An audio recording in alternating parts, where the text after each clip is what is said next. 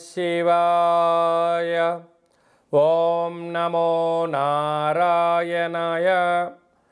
కర్మ నరదృష్టి నివారణ సంచిత కర్మ ప్రారబ్ధ కర్మ ఆగమిక కర్మ దగ్ధ నివారణ తులాభార కాల భైరవాయ నమో నమః. ఓం దిగంబరాయ విద్మహే సింహవాహనాయ ధీమహి తన్నో సంహార కాల భైరవ ప్రచోదయాత్. ఓం శ్రీ మహాలక్ష్మీదేవ్యై నమోస్తుతే. హరి ఓం. మా ఛానల్కి స్వాగతం. చూస్తున్న వీక్షకులకు ప్రేక్షకులకు ప్రియ కాలభైరవ భగవద్బంధులకి స్వాగతం పలుకుతూ మమ్మల్ని ఎంతగానో ఆదరిస్తూ ఉండబడినటువంటి ప్రియ సోదర సోదరీమణులకు సనాతన ధర్మ సంరక్షకులకు జ్యోతిష్య అభిమానులకు స్వాగతం పలుకుతూ అందరి పేరును గణేశ నిమజ్జన మహోత్సవ శుభాకాంక్షలు. గంగా తీరం వైపు వెళ్తున్నటువంటి గణపతి స్వామివారిని ఒక ఆశీస్సులు. తండ్రి కైలాసం నుంచి వచ్చి మేము చేసిన పూజలంతను కూడా స్వీకరించి మమ్మల్ని ఏడాది వరకు సంపూర్ణ ఆయురారోగ్యాల చేత ఆశీర్వదించమని సాగర తీరం వైపు స్వామివారి వెళ్తూ ఉంటారు కనుక అందరూ స్వామివారి యొక్క ఆశీస్సులు పొందుదాం. అఖండమైనటువంటి అష్ట కష్టాలకు స్వస్తి పలుకుదాం. అష్ట ఐశ్వర్యం స్వాగతం పలుకుతాం. 16/9/2024 నుండి 30/9/2024 వరకు పుట్టినటువంటి వారందరికీ కూడా ముందస్తుగా జన్మదిన శుభాకాంక్షలు. గతంలో వివాహం చేసుకున్న వారికి వివాహ వార్షికోత్సవ శుభాకాంక్షలు.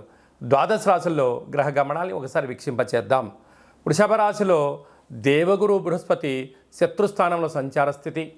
మిథున రాశిలో కుజ భగవానుడు సంచార స్థితి. సింహరాశిలో బుధ భగవానుడు సంచార స్థితి. కన్యరాశిలో త్రిగ్రహ కూటమి రవి శుక్ర కేతు సంచార స్థితి. కుంభరాశిలో శని భగవానుడు స్వక్షేత్ర తిరోగమన వక్రగమన సంచార స్థితి. మీనరాశిలో రాహు సంచార స్థితిలో ద్వాదశ రాశుల్లో గ్రహ గమనాలు ఈ విధంగా ఉన్నాయి.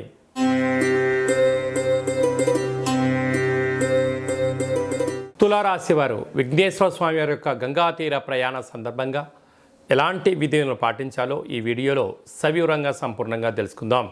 తులారాశిలో ఏ నక్షత్రాలు వస్తాయనగా చిత్తా నక్షత్రంలోని 3వ పాదం 4వ పాదం, స్వాతి నక్షత్రంలోని 4 పాదాలు, విశాఖ నక్షత్రంలోని 1, 2, 3 పాదంలో కలిపితే తులారాశి.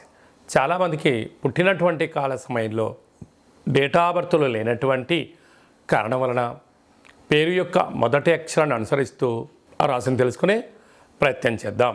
రా, రి, శ్రీ, రు, రే, రో, తా, తి, తు, తే అక్షరాల వారందరూ కూడా తులారాశి జాతకులు. తులారాశి యొక్క అధిపతి శుక్ర భగవానుడు. వీరికి ఈ విఘ్నేశ్వర స్వామి వారి యొక్క గంగాతీర ప్రయాణ యాత్ర సందర్భంగా తెల్లటి పాలతో బొబ్బర్లతో కూడుకున్న పిండిని ఏర్పాటు చేసుకొని పెద్ద ఒత్తిని ఏర్పాటు చేసుకొని దాంట్లో కొబ్బరి నూనెను ఆవు నెయ్యిని వేసి 21 ఒత్తులను పెట్టి స్వామివారికి విశేషమైన మంగళ నీరాజన వీడుకోలు కార్యక్రమాన్ని చేయగలిగినట్లయితే శుక్ర భగవానుడు ఐశ్వర్యానికి ఆనందానికి విలాసానికి కేంద్ర బిందువు అవ్వడం వలన వివాహం కాని వారికి వివాహము, నూతన వస్త్రాలు బంగారు ఆభరణాలు, విదేశాలకు వెళ్ళాలి అనుకుంటున్న వారందరికీ చాలా అదృష్టవంతులు అని చెప్పి గమనించాలి. అలాగనే పంచమ స్థానంలో శని భగవానుడు వక్రగమన సంచార స్థితి ఉండడం వలన వృత్తులలో, ఉద్యోగాల్లో, వ్యాపారాల్లో తల్లిదండ్రులతో పిల్లలతో సకుటుంబ సపరివార సమేతంగా ఆధ్యాత్మిక చింతనలో పాల్గొనడం వలన మీకు ఎలాంటి సమస్యలు ఉండవని చెప్పి గమనించాలి. నూతనంగా వివాహమైన వారికి సంతాన యోగం, తల్లిదండ్రుల నుంచి పిల్లలకు రావాల్సిన స్థిర చరాస్తులు వారి సొంతమైతే 6వ స్థానంలో రాహు సంచారం చేయడం వలన కొందరు అంతర్గతమైన విషయాలను అంటే మీ ఫోన్లో ఉండబడిన డేటా కానీ, ఫోన్లో ఉండబడినటువంటి బ్యాంకు లావాదేవీలు కానీ, ఓటీపీలు కానీ స్థిర చరాస్తులపైన కొందరు కన్నేశారు. తస్మాత్ జాగ్రత్త. అష్టమంలో దేవగురు బృహస్పతి సంచారం చేయడం వలన తీర్థయాత్ర కార్యక్రమాల్లో కానీ విదేశాలకు వెళ్ళాలనేటువంటి తొందరలో కొందరు మిమ్మల్ని రాంగ్ ట్రాక్ ఎక్కించడం, ఉచిత సలహాలు కదా అని చెప్పి అన్నీ తీసుకోవద్దు. అది ధర్మము, న్యాయము, అది 10 మంది చేసిన పనులలో విజయం కలిగిస్తుందన్నప్పుడు మాత్రమే మీరు ప్రయత్నం చేయండి. అన్నింటా విజయం మీ సొంతం అవుతుందని చెప్పి గమనించాలి. అలాగనే భాగ్యస్థానంలో కుజుడు ఉండడం వలన భార్య పైన భర్త, భర్త పైన భార్య ప్రేమానురాగాలు రెండు అవసరము. లేకపోతే ఇంట్లో అంతా చికాకుగా ఉండడం, గొడవలు పడడం అనేక రకాలుగా ఉంటుంది.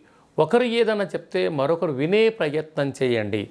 లేకపోతే రుణ సమస్య అని, రోగ సమస్య అని, శత్రు సమస్యని మీకు మీరే సమస్యను ఆవగింజను గుమ్మడికాయంత చేసుకొని ఎడబాటు అయ్యే పరిస్థితి అధికంగా ఉంటుంది. అలా కాకుండా మౌనం, ధ్యానం, ప్రశాంతత, ఓపికగా వినండి, చిరునవ్వుతో సమాధానం చెప్పండి. పెద్ద పెద్ద సమస్యల్ని తొలగించుకొని మానవ ప్రయత్నం చేయండి. అలాగే వ్యయంలో త్రిగ్రహ కూటమి కారణం వలన మీ జన్మ నక్షత్రం రోజున పూర్ణిమ, అష్టమి తిథి ఎందున దూర వాయు జల ప్రయాణాలు పెట్టుకోవద్దు. విందులని, వినోదాలని, ఆర్భాటాలకు వెళ్ళొద్దు. ఉన్న దాంట్లో సర్దుకొనే మానవ జీవనాన్ని గమనించగలిగినట్లయితే అనేక రకాల ఇబ్బందులు తొలగిపోతాయని చెప్పి గమనించాలి. సాఫ్ట్వేర్, హార్డ్వేర్ ఉద్యోగస్తులు, హాస్య నటులు, సినిమా రంగాల వాళ్ళు, పత్రికా రంగం వారు, యూట్యూబ్, వాట్సాప్, ఫేస్బుక్ క్రియేటివిటీ రంగాలుగా ఉండబడిన వారు, వ్యవసాయ సోదరీమణులు, పశువుల నిర్వహణ కార్యక్రమాలు చేసేవారు, స్వయం వృత్తుల వారందరికీ ఓపిక, గైడెన్సీ అవసరమని చెప్పి గమనించాలి.